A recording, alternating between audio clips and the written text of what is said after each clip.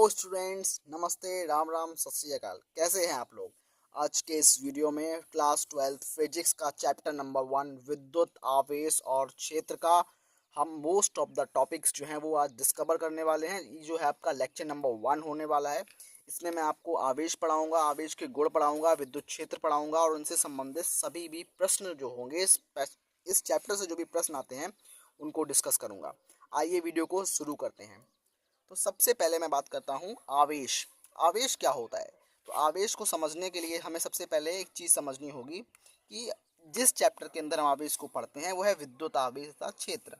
तो आवेश क्या होता है? आवेश किसी वस्तु का वह गुण होता है जिसके कारण वस्तु विद्युत और चुंबकीय प्रभाव अनुभव करती है या उसको उत्पन्न करती है। जैसे कि मैं आपको समझाता हूँ। जैसे कि कोई आवेश ये रखा और उसके चारों ओर जो वो अपने चारों ओर विद्युत क्षेत्र को अनुभव करेगी। किसी सोर्स चार्ज को लाने के पास उस पर बल लगाएगी तो मतलब वो विद्युत क्षेत्र और चुंबकीय क्षेत्र को अनुभव करेगी या उत्पन्न करेगी। उसे हम विद्युत आवेश कहते हैं। आवेश जो होता है किसी वस्तु का मूलभूत गुण होता है, वस्तु का गुण होता है। याद रखना इस चीज को। आवेश का मात्रक बहुत बार पूछा जाता है। तो आवेश का मात्रक जो होता है वो कूलाम होता है। आवेश का मात्रक कूलाम होता है और आवेश एक अदिश राशि होती है। आवेश एक अदिश राशि होती है, स्केलर क्वांटिटी होती है। आवेश को हम क्यू से रिप्रेजेंट करते हैं। क्यू बराबर आई इंटू टी होता है और इसकी जो हम डायमेंशनल फॉर्मूला है, इसकी जो विमीय सूत्र है वो ए इंटू टी होता है। आवेश जो होता है, आवेश को हम डिवाइड करेंगे तो आवेश जो होता है मेनली टू टाइप्स में होता है। पहला होता है धनावेश मतलब पॉजिटिव, और दूसरा होता है ऋणावेश मतलब negative charge. Positive charge, negative charge. Positive charge कब होता है कि जब कोई बॉडी है उस बॉडी से इलेक्ट्रॉन निकल जाते हैं तो उस बॉडी पे पॉजिटिव चार्ज हो जाता है। मतलब उसका जो मास है, जो उसका जो द्रव्यमान है वो कम हो जाता है और वो बॉडी पॉजिटिवली चार्ज हो जाती है। ऋणावेश का मतलब होता है जब किसी बॉडी पर इलेक्ट्रॉन्स आते हैं, in the sense electron negatively charge elements होते हैं।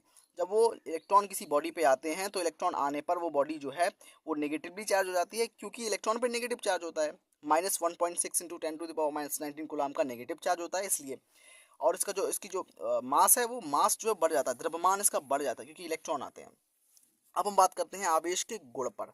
आवेश के गुण के बारे में हम पढ़ते हैं। तो आवेश का गुण सबसे पहला गुण ये है कि आवेशों की योज्यता। इसका मतलब ये होता है कि आवेशों को सरल बीजगणितीय रूप से जोड़ा या घटाया जा सकता है। मतलब 2+4+6, मतलब 2+4+6, मतलब इसमें कोई हम मैथमेटिक्स का एल्गोरिदम यूज नहीं करते हैं। इसमें जो सिंपल मैथमेटिक्स होती है वो यूज करके इसको सरल बीजगणितीय नियम से जोड़ा या घटाया जा सकता है। दूसरा, आवेश सदैव संरक्षित रहता है। इसका मतलब ये है कि आवेश को ना तो उत्पन्न किया जा सकता है और ना ही आवेश को नष्ट किया जा सकता है। आवेश को एक वस्तु से दूसरी वस्तु में स्थानांतरित किया जा सकता है।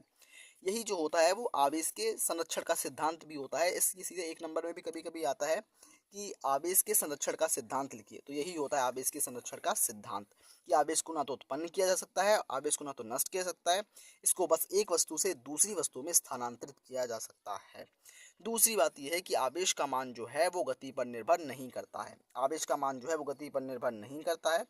दूसरा, सबसे चौथा पॉइंट जो हो रहा है वो आवेश का क्वांटाइजेशन ऑफ चार्ज। इसका मतलब होता है कि आवेश को एक वस्तु से दूसरी वस्तु में एक इलेक्ट्रॉन के पूर्ण गुणज के रूप में ही स्थानांतरित किया जा सकता है। इन द सेंस इलेक्ट्रॉन को प्लस मतलब 1 2 3 4, मतलब इसको 3/4 या माइनस में किसी बॉडी में भेजा नहीं जा सकता, क्योंकि आवेश जो होता है, आवेश को हम एक पूर्णांक के रूप में ही एक बॉडी से दूसरी बॉडी में भेज सकते हैं, भले ही वो पॉजिटिव हो या फिर नेगेटिव हो।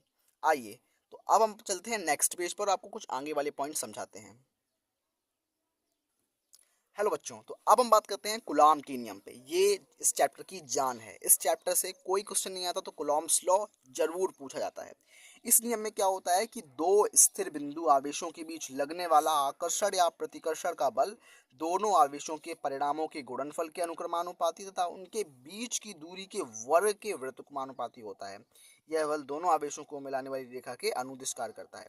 आइए चलिए इसको हम मैथमेटिकली समझते हैं इसके फॉर्मूले पर। तो अब हम बढ़ते हैं आगे वाले पेज पर। तो बच्चों, हम आ गए हैं विद्युत क्षेत्र को समझाने के लिए। हमने आवेश को अच्छे से समझा दिया है, लेकिन अभी हमने कूलॉम के नियम का जो फॉर्मूला था वो आपको बताना भूल गया था। तो कूलॉम के नियम का फॉर्मूला मैं आपको बता दूं। तो F बराबर होता है के Q1 Q2 upon R²। Are, ये Q1 Q2 क्या है? उन दोनों आवेशों का गुणनफल है, और R क्या है? उन बीच की दूरी का वर्ग है। R का स्क्वायर दूरी का वर्ग है। चलिए आगे बढ़ते हैं। कभी कभी क्वेश्चन ऑब्जेक्टिव में पूछा जाता है कि जल के लिए के की वैल्यू जो होती है, परावैद्युतांक की वैल्यू कितनी होती है, तो 80 होती है। और किसी धातु या मेटल के लिए कितनी होती है, तो वो इन्फिनिट होती है, मतलब अनंत होती है। आइए अब हम बात करते हैं इलेक्ट्रिक फील्ड की, इलेक्ट्रिकल फील्ड या इलेक्ट्रिक फील्ड की बात करते हैं। तो इलेक्ट्रिक फील्ड बहुत सिंपल और आसान टॉपिक है। इसमें हम पढ़ेंगे कि किसी आवेश अथवा आवेशित वस्तु के चारों ओर का वह क्षेत्र जिसमें उसके वैद्युत प्रभाव का अनुभव होता है, वैद्युत क्षेत्र कहलाता है। मतलब किसी, जैसे कि हमारे पास एक पॉजिटिव चार्ज है। पॉजिटिव चार्ज में क्या होता है कि पॉजिटिव चार्ज होने के कारण इसमें जो इलेक्ट्रिक फील्ड लाइंस होती हैं, विद्युत क्षेत्र रेखाएं होती हैं, वो निकलती हैं। मतलब पॉजिटिव चार्ज से दूर की ओर और नेगेटिव चार्ज से अंदर की ओर इलेक्ट्रिक फील्ड लाइंस निकलती हैं। तो इलेक्ट्रिक फील्ड लाइंस निकलने के कारण ही जब हम किसी, ये हमारे पास एक टेस्ट चार्ज, एक परीक्षण आवेश को जब इसके क्षेत्र में लाया जाता है तो एक बल का अनुभव करता है, वही इसका विद्युत क्षेत्र होता है। मतलब विद्युत क्षेत्र क्या होता है, किसी भी आवेशित वस्तु के चारों ओर का वह क्षेत्र जिसमें किसी अन्य परीक्षण आवेश को लाने पर वह बल का अनुभव करता है, इसको बोलेंगे विद्युत क्षेत्र या इलेक्ट्रिक फील्ड। अब बात करते हैं विद्युत क्षेत्र की तीव्रता। विद्युत क्षेत्र की तीव्रता का मतलब होता है इलेक्ट्रिक फील्ड इंटेंसिटी, इसके बारे में हम पढ़ेंगे। तो विद्युत क्षेत्र के किसी बिंदु पर विद्युत क्षेत्र की तीव्रता, मतलब इसका बहुत सिंपल सा क्वेश्चन, मतलब मेरा आंसर है इसमें कि जो भी हमारा ये विद्युत क्षेत्र है, इसमें मैं किसी पार्टिकल को ला रहा हूँ, किसी कण को ला रहा हूँ, किसी आवेशित वस्तु को ला रहा हूँ, तो वो जितने बल का अनुभव करती है, जितना फोर्स फील करती है, उसको हम बोलेंगे intensity of the electric field. आइए हम चलते हैं आगे वाले क्वेश्चन पे, आगे वाले टॉपिक्स को पढ़ते हैं। तो आप आशा करता हूँ आपको मेरा वीडियो अच्छा लग रहा हो और आपको समझ में भी आ रहा होगा। तो बच्चों हम आ गए हैं विद्युत क्षेत्र रेखाओं पर। तो विद्युत क्षेत्र रेखा मतलब क्या होता है, इलेक्ट्रिक फील्ड लाइंस, इनके बारे में स्टडी करेंगे। तो क्वेश्चन में हम देखेंगे इलेक्ट्रिक फील्ड लाइंस होता क्या है। विद्युत क्षेत्र में एकांक धनावेश जिस पथ पर गमन करता है, मतलब कोई विद्युत क्षेत्र होता है, विद्युत क्षेत्र ये है, जैसे ये विद्युत क्षेत्र है, इस विद्युत क्षेत्र में जो एकांक धनावेश है वो जिस पथ पर गमन करता है, ये पथ करने वाली गमन रेखाओं को ही हम विद्युत क्षेत्र रेखाएं इलेक्ट्रिक फील्ड लाइंस बोलते हैं। इनके गुण जो हैं, इनकी जो प्रॉपर्टीज़ हैं, वो डायरेक्ट यूपी बोर्ड के एग्जाम्स में पूछी जाती हैं, लास्ट 5 ईयर से पूछी जा रही हैं। और इसकी जो लास्ट वाली प्रॉपर्टी है वो डेफिनेटली मैं श्योर होके बोलता हूँ कि आपके क्वेश्चन पेपर में छपी हुई है। आइए हम देखते हैं। सबसे पहली प्रॉपर्टी जो है वो विद्युत क्षेत्र रेखाएं जो होती हैं वो धनावेश से प्रारंभ होती हैं और ऋणावेश पर समाप्त होती हैं। मतलब ये कभी भी क्लोज लूप नहीं बनाती हैं। ये जो होती हैं वो एक एक जगह से, मतलब पॉजिटिव से स्टार्ट होंगी, नेगेटिव पर खत्म होंगी। आइए मैं दिखाता हूँ आपको। तो ये पॉजिटिव से स्टार्ट हो रही है और नेगेटिव की तरफ जा रही है। मतलब ये पॉजिटिव बॉडी है, नेगेटिव बॉडी है। तो पॉजिटिव से स्टार्ट हुई, नेगेटिव पे खत्म हुई, मतलब पॉजिटिव से निकल रही हैं और नेगेटिव पे आ रही हैं। सेकेंड नंबर पॉइंट क्या बोल रहा है कि विद्युत क्षेत्र रेखाएं खुला वक्र बनाती है। मैंने बताया ना कि ये कभी क्लोज लूप नहीं बनाती है, हमेशा एक ओपन लूप बनाती हैं, हमेशा खुला वक्र बनाती हैं। तीसरा पॉइंट जो है वो कि एकल आवेश में विद्युत क्षेत्र अनंत से शुरू होती है और अनंत पर ही समाप्त होती हुई प्रतीत होती है। तो हाँ, बिल्कुल सही बात है। एकल आवेश हो तो उसमें हमें विद्युत क्षेत्र रेखाएं होंगी, जो इलेक्ट्रिक फील्ड लाइंस होगी, वो अनंत से आती हुई दिखेंगी। बहुत आसान फिजिक्स है। अगर आपको थोड़ी बहुत प्रॉब्लम आ रही हो तो मेरे को कमेंट करके जरूर बताना। और जो फोर्थ नंबर पॉइंट है, one of the very important है, दो विद्युत क्षेत्र रेखाएं कभी एक दूसरे को नहीं काटती हैं। ऐसा क्यों? तो इसका कारण साफ साफ है कि दो विद्युत क्षेत्र रेखाएं कभी एक दूसरे को नहीं काटती हैं, कभी एक दूसरे को प्रतिच्छेदित नहीं करती हैं, क्योंकि यदि एक दूसरे को काटने तो कटान बिंदु पर वक्रों पर विद्युत क्षेत्र की स्पर्श रेखा, मतलब मैं आपको थ्योरी ज़्यादा ना समझा के एक्सप्लेन करता हूँ अच्छे से अपने हिसाब से। तो क्या होता है, देखो, सबसे पहले ये विद्युत क्षेत्र रेखा है, ये विद्युत क्षेत्र रेखा है, दूसरी विद्युत क्षेत्र रेखा है। यदि इन दोनों ने आपस में काटा तो कटान बिंदु पर विद्युत क्षेत्र की दो रेखाएं संभव हो जाएंगी। मतलब ईपी ये है, ईपी ये, तो विद्युत क्षेत्र की दो रेखाएं, एक्चुअल में तो प्रैक्टिकली पॉसिबल नहीं है विद्युत क्षेत्र की दो रेखाएं, इसलिए ये असंभव है, इसलिए इम्पॉसिबल है। इसलिए दो विद्युत क्षेत्र रेखाएं आपस में एक दूसरे को कभी नहीं काटती हैं। ये इसका उत्तर हो गया। अब हम बात करते हैं विद्युत क्षेत्र की तीव्रता। तो विद्युत क्षेत्र की तीव्रता जो है वो एक सदिश राशि होती है और इसका डेरिवेशन भी पूछा जाता है, जो कि हमें पता होना चाहिए। फॉर्मूला क्या होता है, E equals to F upon Q naught, E बराबर एफ अपॉन क्यू नॉट इसका फॉर्मूला है। इसका यूनिट बहुत पूछी जाती है। यूनिट क्या होती है, बोल्ट पर मीटर, बोल्ट पर मीटर इसकी यूनिट होती है। आइए नेक्स्ट टॉपिक पे चलते हैं। चलिए नेक्स्ट टॉपिक पे चलते हैं, आपको मैं लेके चलता हूँ नेक्स्ट टॉपिक पे। सबसे बड़ा टॉपिक हमारे पास ये आ रहा है कि वैद्युत द्विध्रुव, इलेक्ट्रिक डाइपोल। ये एक ऐसा समायोजन बोल सकते हैं, एक ऐसा एक सिस्टम होता है जिसमें दो आवेश होते हैं, दो आवेश किंतु विपरीत प्रकृति के आवेश होते हैं। मतलब ये एक ऐसा डाइपोल, एक ऐसा सिस्टम होता है, जैसे कि मैंने यहाँ सिस्टम बनाया, यहाँ पे एक पॉजिटिव चार्ज है, यहाँ पे नेगेटिव चार्ज है, इन दोनों के बीच की दूरी जो है वो 2L होती है। मतलब L यहाँ तक की और L यहाँ तक की। तो इन दोनों के बीच की दूरी 2L होती है, दोनों पे चार्ज अलग अलग होता है। तो इस सिस्टम को विद्युत द्विध्रुव या इलेक्ट्रिक डाइपोल बोलते हैं। जैसे कि HCl, H2O एग्जाम्पल से याद रख सकते हैं। अब हम बात करते हैं आवेशों का सतत वितरण, मतलब कंटिन्यूअस चार्ज डिस्ट्रीब्यूशन। ये 3 तरीके का होता है। ये होता है आवेश का सतत वितरण जो होता है वो 3 तरीके का होता है। आवेश का रेखीय घनत्व, पृष्ठीय आवेश घनत्व, रेखीय आवेश घनत्व, पृष्ठीय आवेश घनत्व और आयतन आवेश घनत्व। रेखीय आवेश घनत्व क्या होता है? Lambda equals to Q upon L.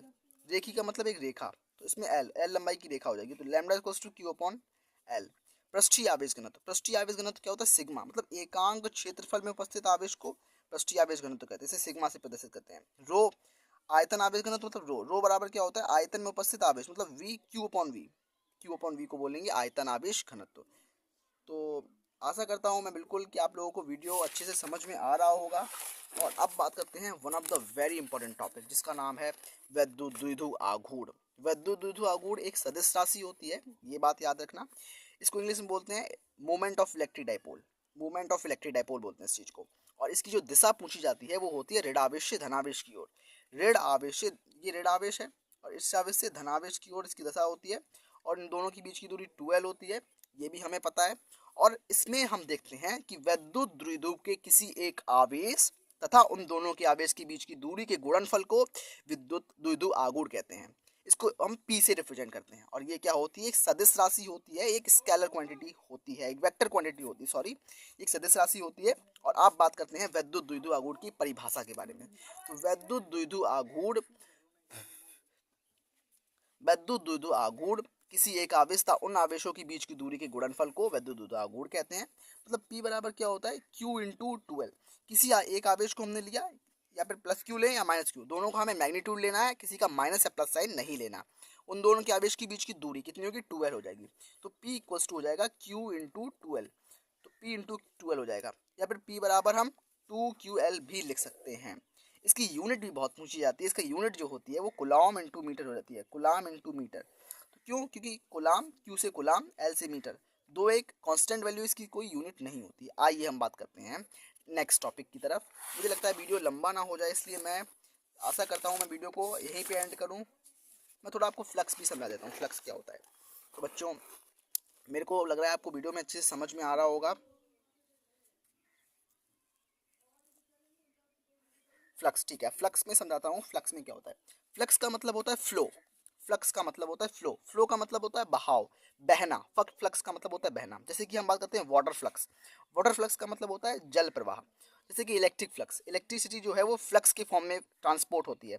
तो जैसे कि इलेक्ट्रिक फ्लक्स मतलब विद्युत का प्रवाह, उसी तरीके से होता है। इलेक्ट्रिक फ्लक्स ही में आज पढ़ना है, ठीक है। इलेक्ट्रिक फ्लक्स हो सकता है, मैग्नेटिक फ्लक्स हो सकता है, मतलब चुंबकीय प्रवाह, वो भी हम पढ़ेंगे, लेकिन वो हम 6 चैप्टर में पढ़ेंगे। विद्युत फ्लक्स में हम क्या पढ़ेंगे? विद्युत क्षेत्र में स्थित किसी पृष्ठ से अभिलंबवत गुजरने वाली चुंबकीय क्षेत्र रेखाओं की, या विद्युत क्षेत्र, चुंबकीय क्षेत्र नहीं, सॉरी, विद्युत क्षेत्र रेखाओं की संख्या को विद्युत फ्लक्स बोलते हैं। जैसे कि हमारे पास एक पृष्ठ है, ये पृष्ठ है, और इस पृष्ठ में चुंबकीय क्षेत्र, विद्युत क्षेत्र रेखा है, मतलब ई। ये क्या है? विद्युत क्षेत्र रेखा। इलेक्ट्रिक फील्ड लाइंस निकल रही हैं, और जितनी इलेक्ट्रिक फील्ड लाइंस निकलेंगी फ्लक्स उतना ज़्यादा मजबूत होगा। मतलब क्या है कि number of electric field lines is directly proportional to electric flux. Thank you, आशा करते हैं बहुत अच्छे से वीडियो समझ में आया होगा। अब नेक्स्ट पार्ट हम वीडियो के पार्ट 2 में लेके आएंगे। तो thanks for watching this video. Thanks.